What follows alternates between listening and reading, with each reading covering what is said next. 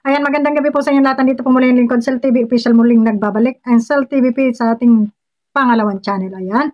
At tayo ay meron lang muli re-reactionan at ito ay short video lamang. Pakitapos lamang po ninyo ang ating video at ito naman po hindi kahabaan. Ulitin lang natin dahil kanina ay nanggigigil po tayo talaga dito sa kay Rhea, no? Na kung saan mga nabasa naman talaga natin yung kanyang mga comment na talaga namang may pagka mayabang, ano? So, bagamat gano'n ang mangyari, at siguro ay napuruhan na. Ngayon, pagtatawanan at nagpa-party-party na itong kabilang kampo, ano? Nagpa-party-party na ito sila kapitana at itong si kolektor, ano? At medyo nando na yung kanilang mga pang-iinsulto, no? Pero ito, sabi nga ay bounce back. Balik sa pagmumukha ninyo, ha? Dito sa kampo ng mga buhaya na nandyan sa labas ng na nag-aabang. So, ito ay balik sa inyo. Ito, may pakiusap si Kalinga Prab sa mga viewers, bagamat tayo nakapagsalita na hindi maganda, ako ay hindi manghihingi ng sorry dahil ako ay naiinis, no? So ito po yung pakiusap ni Kalinga Prab. Ayan, ilalagay natin dito. Ang sabi niya rito, pakiusap, wag na po nating palakihin ang issue sa atin ni Joy. Tapos na po. Nag-sorry na po sa akin at wag na po nating idamay si Joy dahil hindi niya rin inaasahan yon. Pakiusap lang po, maraming salamat po. Yon ang sabi ni Kalinga Prab. So, ang sabi ni Rhea, paninindigan niya kung ano man daw yung mga sinabi niya. Yon ang nakalagay sa kanyang mga comment. At medyo may angas ang datingan. So ngayon, bakit ka nagsorry kay Kalinga Prab? Bakit ka nagsorry? Dahil nakita mo ba na hindi mo kakayanin ang bashing? Nakita mo ba na hindi mo kakayanin ang mga reaktor? At hindi ka kayang dipinsahan ng iyong mga tagapagtanggol, no? So bakit ka nagsorry? Tanong ko lang. Bakit ka nagsorry? Ibig sabihin, may kasalanan ka talaga na dapat ito ay i-public mo, yung pagsosorry mo, at linisin mo ang pangalan dito ni Kalinga Prab na patuloy na sinisira nitong mga kakampi mong sponsor, no? So yun lang. Ang pagsosorry ay siguro accepted naman ni Kalinga Prab, pero sa mga viewers ay hindi mo na makokontrol mo silang lahat, ano? Dahil maraming galit sa iyo. Dahil sa kabubunga mo, sa kagagawan mo, ay napatigil ang franchise, no?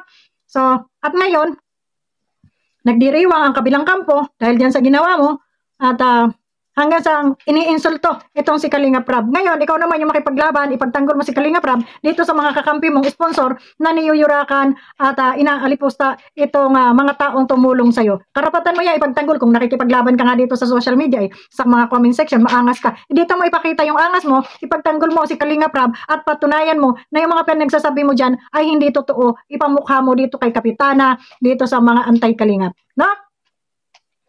Baka sakaling doon maglubag ang damdamin ng mga viewers sa iyo at hindi ka na nila ibas, no? Pero kung sasabihin mong sorry, nagsorry ka lang kay Kalinga Prab at hindi alam ng karamihan kung ikaw nga ay nagsorry o hindi, ay maaaring nandyan pa rin yung pangbaba sa iyo, pero hindi na yan kontrolado ni Kalinga Prab.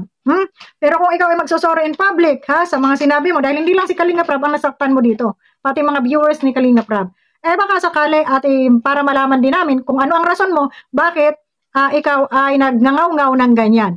No, kasi sabi nga nila, dapat daw inalam kung ano yung rason mo, bakit ikaw nagsalita ng ganyan. So ngayon, total nagsorry ka na rin lang kay Kalinga Prab, ay i-public mo na yung pagsusorry mo para malaman ng buong Kalingap kung ano ba yung pinaghihimutok ng butsi mo at bakit ka nakapagsalita ng ganon. Para yung mga nagalit sa'yo, at least maunawaan nila yung side mo. No?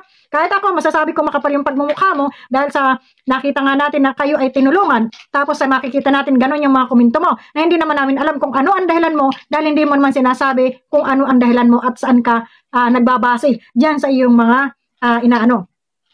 Huwag mong sabihin na huwag kayong makisawsaw dahil wala kayong alam. Kaya sila nakikisawsaw dahil wala silang alam. Dahil kung may alam sila, hindi na sila makikisawsaw. Alam na nila yun. At hindi ka na nila huhusgahan at kumbaga ay susumbatan. Di ba? Kahit wala silang naiambag, susumbatan ka nila dahil sila ay nagmamahal dito sa Kalingap na inyo namang sinisira. No? Yung paratangan mo na kurakot, yan ay hindi katanggap-tanggap na salita sa taong gumawa ng buhay ng magandang future sa inyo. No? So, yun. Ngayon, kung talagang gusto mong matanggap yung iyong pagsusorry, hindi lamang si Kalinga Prab dapat ang mag-public niyan, no? Na mag-post na ikaw ay nag-sorry na. Mag-public apology ka rin sa mga tao. Ibaba mo yung pride mo kung gusto mong hindi mabas. Dahil kung si Kalinga Prab lang, maunawaan ka. Paano yung iba? Paano yung iba na hindi naiintindihan kung ano ang pinagdalaban mo? Diba ga? So, mas maganda siguro, public apology sa mga viewers na nasaktan mo at hindi lamang si Kalinga Prab ang iyong sinaktan, marami ang iyong nasaktan. Dahil dyan sa palaban mong mga post o mga komento, lalo na kanina yung comment mo kay Kuya Brooks, kabastusan yun. Parang hindi ka tanggap-tanggap bilang isang beneficiary or ang kapatid mo isang beneficiary, parang hindi ka tanggap-tanggap na yung balahurain mo o ganunin mo yung kapatid ng mga taong tumulong sa'yo. Dito matuto tayo ng aral, dito matuto tayo ng pagpapahalaga sa mga tao na nagpabago ng buhay mo, no? So, hindi yung nasulsulan lang kayo, ay kayo naman ay nakapalo na kaagad doon sa nagsulsul sa inyo at naniwala naman kayo kaagad. So, ipaliwanag mo sa publiko siguro at para naman itong nagpipiesta ay masupalpal, no? Kagaya nito ni Kapitana at nito ni Kanuling Hikain ay masampal-sampal naman ng kaunti, no? At nang mahiyahiya naman sa kanilang pagpipiesta ngayon, no?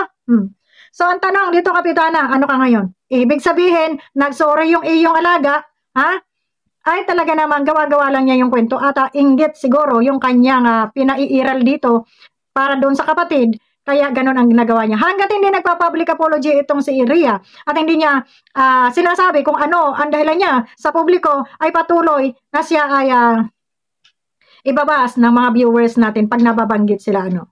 Diba? So, yun. Sana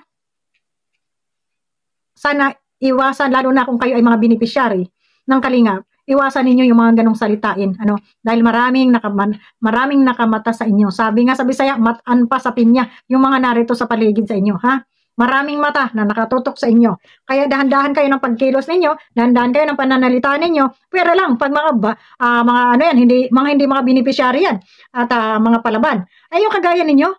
At kami kahit balahurain kami, makipagbalahuran kami, okay lang sa amin kasi walang naitulong yun ang babalahura sa amin. Hindi nila kami pwedeng sumbatan na may pinalaki silang bahay, tinulungan nila kami, wala silang maisusumbat sa amin. Kaya okay lang sa amin na kami ay makipagbardagulan dito sa labas. Pero kayo mga beneficiary, ingatan ninyo ang inyong mga post, mga comment, ang inyong mga social media kung kayo man ay may galit o may hinanakit dito sa nagbablog sa inyo, ay kausapin ninyo ng face to face o kaya tawagan ninyo. Kung hindi man na kayo makapag-usap ng personal, may mga cellphone naman kayo at siguro naman kayo ay sasagutin kung ano yung inyong mga hinaing. Hindi yung basta lang kayo magpo-post, hindi lang kasi si Kalinga Prab ang nagbabasa. Maraming nagbabasa dito sa social media. At doon pa lang, bago pa man yan makarating kay Kalinga Prab o sa mga reaktor, ay yan ay napagpasapasahan na dyan sa inyong mga GC or dyan sa inyong mga page. Iyan ay nilapa nyo na. No?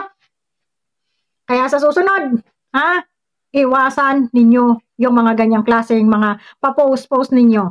At pagdating ng panahon ay kayo titiklop din lamang at hihingi-hingi ng paumanhin, ay it's too late na. Late na, nakapagsalita na kami ng hindi maganda sa inyo dahil sa inyong mga ipinakitang ganyan. No? Diba? So, ayun lang.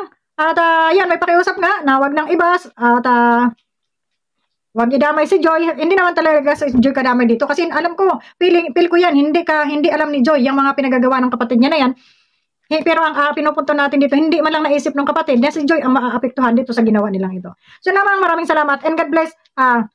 Yun, sundin po natin yung pakiusap ni Kalinga Prab na nagsorry na. Yun din lang ang aming pakiusap, mag-public apology ka para malaman namin kung ano ang dahilan mo at natawag mo si Kalinga Prab na isang kurakot. Yun lang. Maraming salamat and God bless. At eto na, Kapitana.